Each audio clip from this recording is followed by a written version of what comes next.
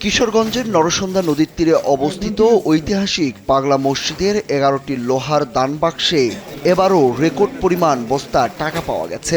৩ মাস ১৪ দিন পর শনিবার সকাল ৭টার দিকে দানবাক্সগুলো খোলা হয়েছে। মসজিদ ব্যবস্থাপনা কমিটির সদস্য ও মসজিদ কমপ্লেক্সে অবস্থিত মাদ্রাসা ও এতিমখানার শিক্ষক শিক্ষার্থী সহ প্রায় ৩৫০ জনের একটি দল এই ২৯ বস্তা টাকা গণনার কাজে অংশ নিয়েছে। এবার দানবাক্স খোলার সময় পার হয়ে যাওয়ায় অতিরিক্ত একটি টিনের বাক্স বাড়ানো হয়। জেলা প্রশাসক ও পাগলা মসজিদ পরিচালনা কমিটির সভাপতি ফৌজিয়া খান ও পুলিশ সুপার মোহাম্মদ হাসান চৌধুরীর উপস্থিতিতে বাক্সগুলো খোলা হয়।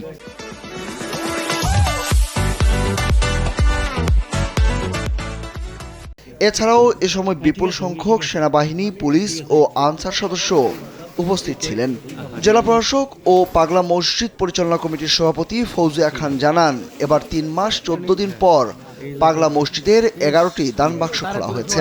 এখান থেকে যে অর্থটি আসে বিগত দিনের ন্যায় জটিল কঠিন রোগে যারা আক্রান্ত আছেন, ফ্র্যাকচারি আছে, তাদের ভিতরে অনুদান হিসেবে দেওয়া হবে এবং এখানে ১৩০ জন এতিম শিশু মাদ্রাসায় থাকে, তাদের খরচও এখান থেকে আসে। সাথে এই মসজিদের যে পরিচালন যে খাতটি আছে সেটিও এখান থেকে আসে।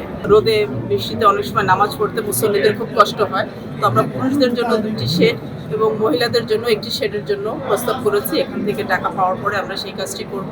একই সাথে এই আমাদের পাগলা মসজিদ কমপ্লেক্সের সংলগ্ন কিছু জায়গা আছে, এই কমপ্লেক্সটিকে বাড়ানোর জন্য সেই জায়গাটি ক্রয়ের জন্য আমরা কার্যক্রম গ্রহণ করেছি। ২৯ বস্তা টাকা পাওয়া গেছে। পরে মসজিদের দোতলায় এনে টাকা গণনার কাজ শুরু হয়েছে। ৩ মাস পর পর দানবাক্সগুলো খোলা হলেও এবার ৩ মাস ১৪ দিন পর দানবাক্সগুলো খোলা হয়েছে। তাই দানবাক্স হিসাবে একটি টিনের ট্রাঙ্ক বাড়ানো হয়েছিল। আশা করা যাচ্ছে অতীতের সব রেকর্ড ভেঙে নতুন রেকর্ড সৃষ্টি হবে এবার। এর আগে সর্বশেষ গত ১৭ই আগস্ট পাগলা মসজিদের 10টি দানবাক্স খোলা হয়েছিল। তখন ৩ মাস ২৬ দিনে ৭,২২,১৩,০৪৬ টাকা পাওয়া যায়।